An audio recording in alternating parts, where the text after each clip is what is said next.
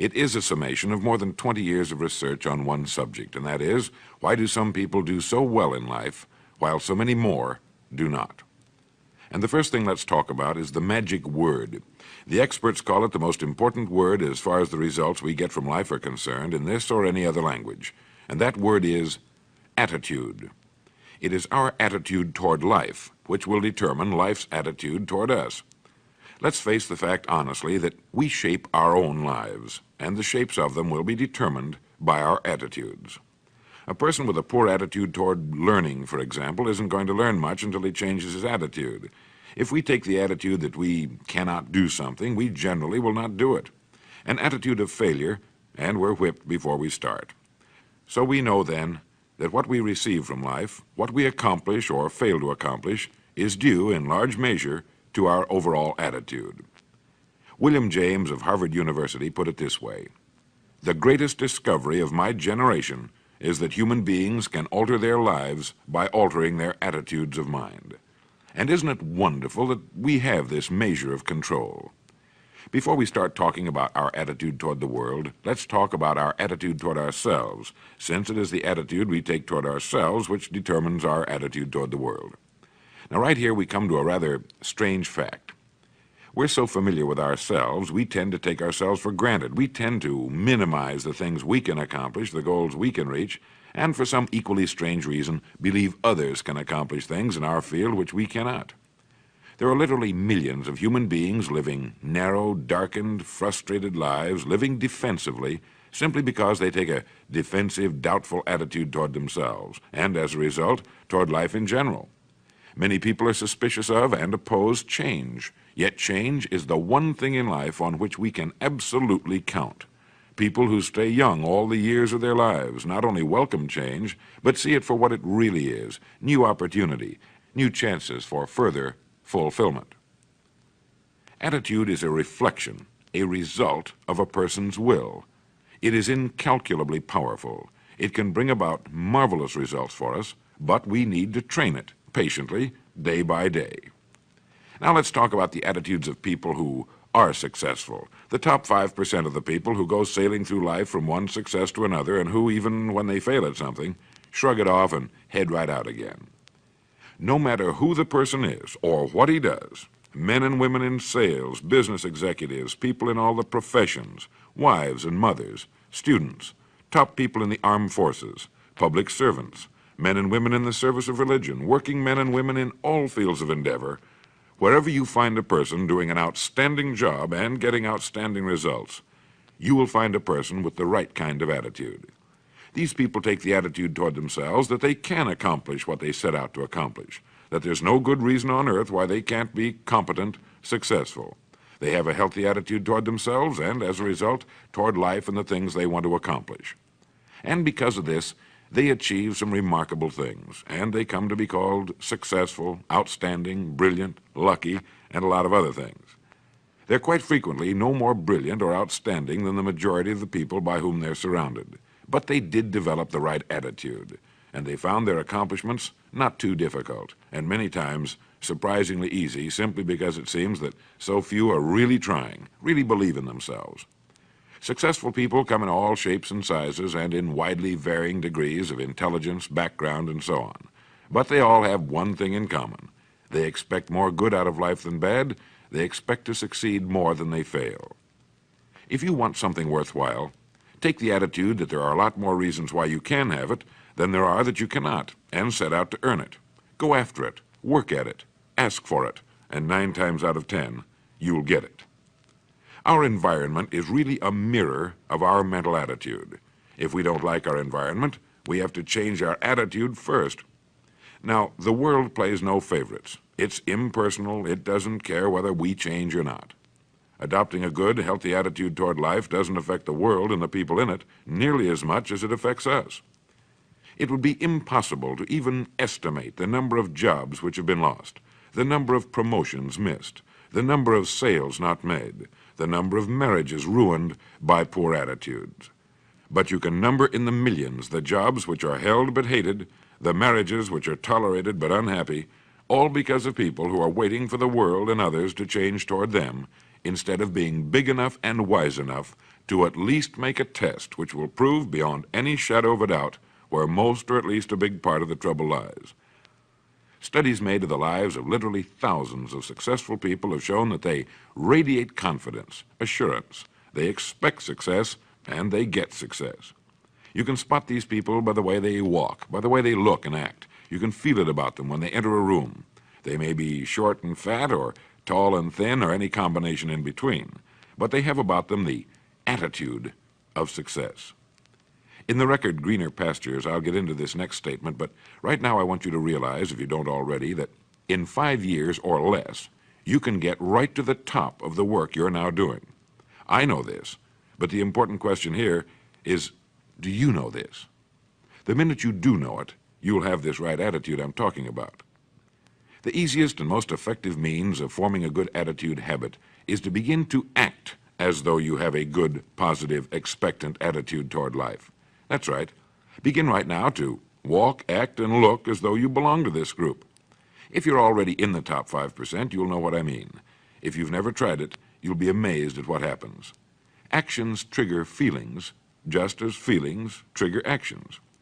Now, let me tell you of a little test you can make which will prove beyond any shadow of a doubt that a good attitude can change a person's life as dramatically as walking from a darkened room into the bright, clear light of day. Not long ago, I read a line which went, "Life is dull only to dull people." This is true, but it also could have read, "Life is interesting only to interesting people," or "Life is successful only to successful people." Now, what I'm trying to say is that you must first become, mentally, from an attitude standpoint, that which you wish to achieve. A famous restaurateur was being interviewed by a reporter who asked, "When did you become successful?" He replied, "I was successful when I was sleeping on park benches, because I knew what I wanted to do and that I would do it." In short, his attitude had been one of success, of expecting success, long before the material, the tangible rewards of success had been earned. We'll get into this particular phase of Lead the Field in record number 3, A Worthy Destination. But for now, remember that a person must act, look, and because of these things, feel successful before the success he seeks can come.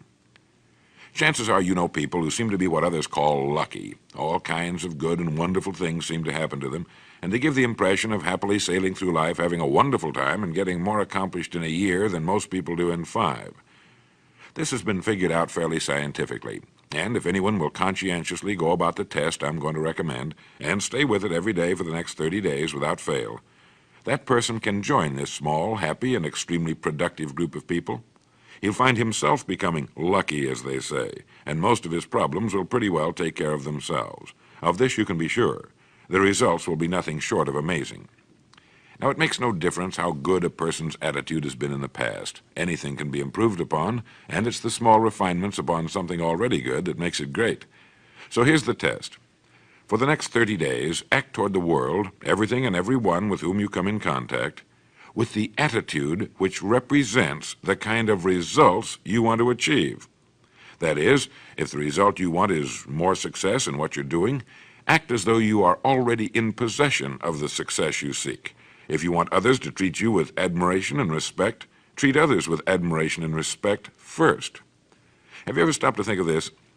Every human being on earth is the most important human being on earth as far as he or she is concerned. You may never get anyone to admit it, but it's a fact. So for the next 30 days, treat every person with whom you come in contact as the most important person on earth, remembering as you do so that as far as that person is concerned, he is.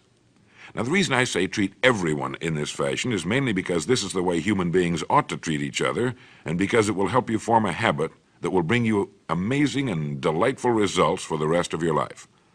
Have you ever noticed that the higher you go in any organization of value, the nicer the people seem to become?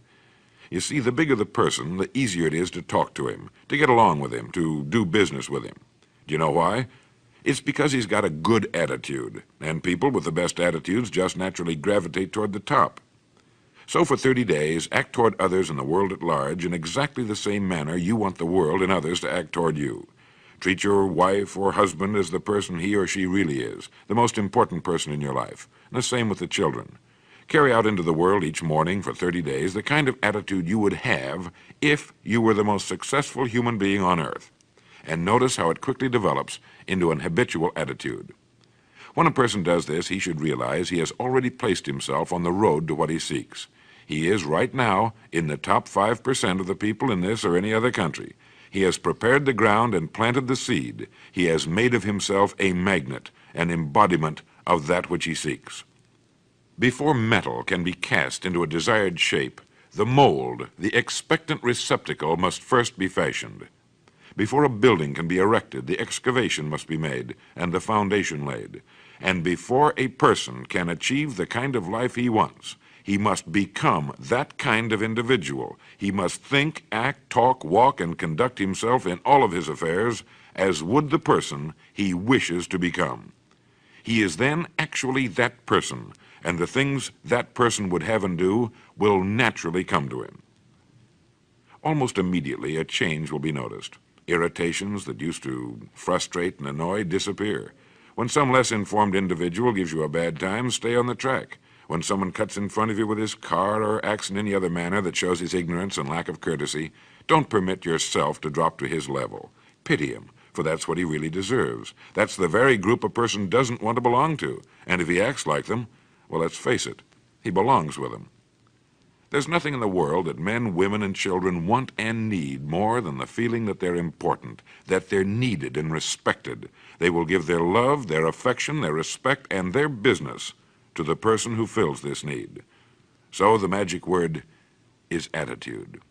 And in summing up, a few points to keep in mind. 1, it is our attitude at the beginning of a task which, more than anything else, will affect its successful outcome. 2, it is our attitude toward life which determines life's attitude toward us. 3, we are interdependent. It is impossible to succeed without others, and it is our attitude toward others which will determine their attitude toward us. 4, before a person can achieve the kind of life he wants, he must become that kind of individual. He must think, act, talk, walk, and conduct himself in all of his affairs as would the person he wishes to become. 5, the higher you go in any organization of value, the better will be the attitude you'll find. 6, your mind can hold only one thought at a time, and since there's nothing at all to be gained by being negative, be positive.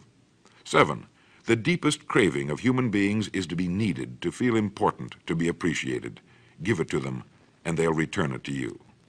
8, look for the best in new ideas. As someone said, I've never met a person I couldn't learn something from. 9, don't waste valuable time broadcasting personal problems. It probably won't help you. It cannot help others. 10, don't talk about your health unless it's good. 11, radiate the attitude of well-being, of confidence, of a person who knows where he's going. This will inspire those around you, and you'll find good things will begin happening to you. And 12, lastly, for the next 30 days, treat everyone with whom you come in contact as the most important person on earth. If you'll do this for 30 days, you'll do it for the rest of your life. In the next recording, I'll talk to you about greener pastures. But now in closing, remember the words of Walter Dill Scott of Northwestern University. Success or failure in any undertaking is caused more by the mental attitude even than by mental capacities. Thank you.